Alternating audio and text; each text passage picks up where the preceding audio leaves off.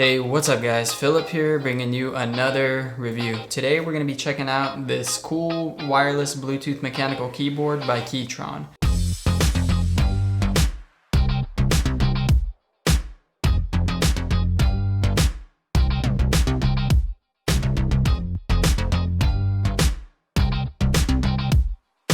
So this keyboard is called the Keychron and its life started on Kickstarter. This keyboard was a Kickstarter project that had 11,000 backers and launched $11 million with a successful project.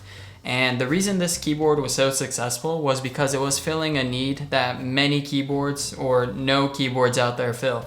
And what this keyboard does that's so special is that it can connect to Mac and Windows and you can switch between devices. And I know there's Logitech keyboards out there that can do that, but this is a mechanical keyboard, and as far as I know, there are no other mechanical keyboards out there that can switch between devices and are both Mac and Windows compatible. So let's start things off by checking out what was inside the box and then get a little more into the details of what this keyboard can actually do. So when you get this package, you get the keyboard, of course, a 5-foot USB-C to regular USB cable. What I like about this cable is that the USB-C side that connects to the keyboard is angled, and it makes your setup look a little cleaner because there's less cable sitting on your desk and it goes directly behind the keyboard. Some extra keys that allow you to convert the keyboard to Windows or to Mac. A little key remover tool that lets you swap out the keys easily. And a quick start guide that shows some of the basic features on how to use this keyboard. Let's kick things off by checking out the design and the build quality of the keyboard. So one thing I really like about the keyboard is the color options that it comes with. I'm a pretty big fan of this like muted look with like these red keys that pop out.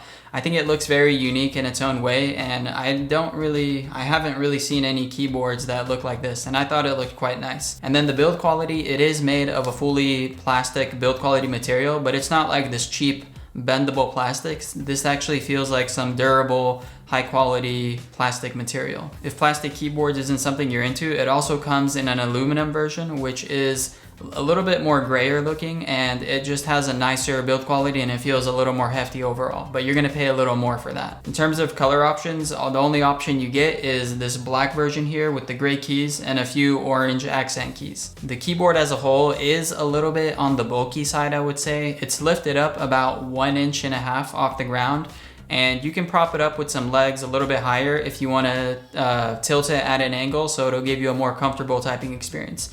One thing I will say is you do have to get used to the height of the keyboard, and you have to kind of lift your fingers up a little bit higher so you can type comfortably.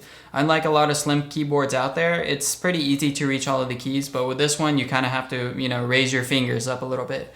If that's an issue for you, they also do sell a palm rest that's wooden, and you can lift your wrists a little higher so it'll be even with the typing keys, and it'll be a little easier to actually, click all the keys without having to lift your wrists and fingers up. So a similarity with this keyboard that a lot of other keyboards have is RGB lighting. With this thing, you can have things like rainbow lighting, separate colors like blue, red, green, yellow, and you could change patterns from like pulsing, blinking, fading, or you could just turn it off if you don't want any RGB options.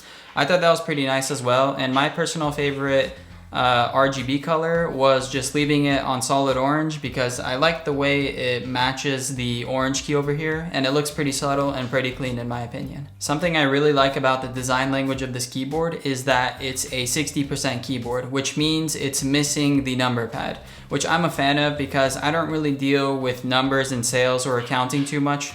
So I do like that everything's a little more centered and a little more minimal and sleek looking. But if you need something with a number pad, this keyboard doesn't come with that, and you might have to look at another keyboard option if that's something you need. When purchasing the keyboard, you do have 3 different key switch options. You get the reds, the browns, and the blues. And if you want something a little louder and clickier, you can get the blues. If you want something a little more silent, but still with the clicky feeling, I would recommend getting the browns. But if you want something with a more like just a fluid click where you don't really feel the click, I would get the reds. And I have the reds over here because I do like keyboards that are more quiet. And out of all of them, I would say the reds are the quietest. And that's another thing. If you want a keyboard that's pretty quiet, this keyboard isn't exactly the quietest keyboard out there. So if you're working in an office environment, then I can't really say I could recommend this keyboard. But even with the reds, I would say it is out of all the key switches, the reds are the quietest. And I think it could be very manageable if you don't click too hard and you're a little bit more easy with the key presses. But if you don't mind the noise and you want something a little louder and more fun to use, then I would recommend getting the blues, because those are really fun to type on, but they're a little loud and distracting to some of the other people around you. And speaking of the keys, you do get a few extra key options to convert the keyboard from Windows to Mac or Mac to Windows. So it comes with a few extra keys like the Windows key, a few extra Alt keys, and control keys. So basically you can use the keyboard, the key puller tool, pull out some of the keys and swap out which keys you want from Windows to Mac, and you can convert the keyboard at any time. And when you convert the keyboard, on the side of the keyboard here, you do get a little switch that says switch to Mac mode or switch to Windows mode. So I like that this thing is compatible both on Windows and Mac, and you have little switches and keys that can be easily swapped out. Now let's talk a little bit about the battery and the connectivity options with this keyboard. So if we take a look at the side of the keyboard, you have a USB-C charging port, then you have a Windows mode or Mac mode, and then you have Bluetooth mode, an off switch, and then a cable mode. So of course you can connect this thing to a Windows and a Mac, and you can do it either through Bluetooth or the cable that it comes with.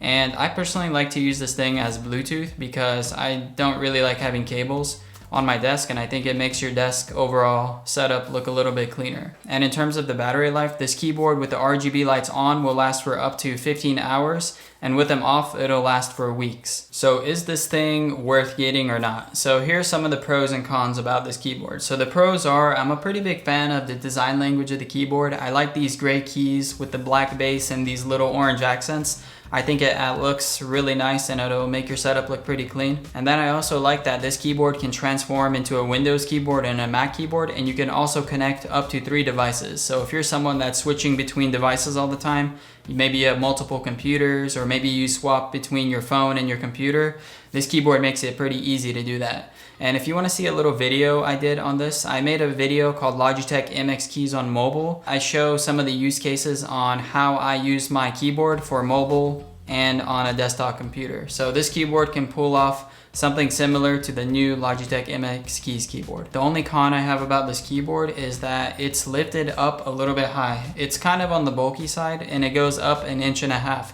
So you do have to raise your wrists and fingers up a little bit to reach all of the keys. And for me personally, my hands got a little bit tired after using the keyboard for about 3 to 4 hours. And I felt like I had to kind of like take a little break from using this keyboard and give my wrists a rest. But other than that, it's a pretty nice keyboard. I just wish they included the palm rest with the keyboard that you can purchase separately.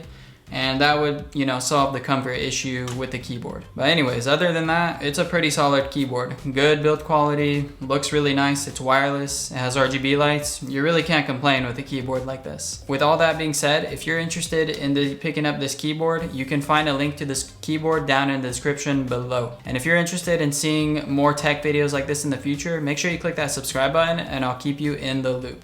Thanks for watching this video. Don't forget to like it, leave your comments down below. See you next time.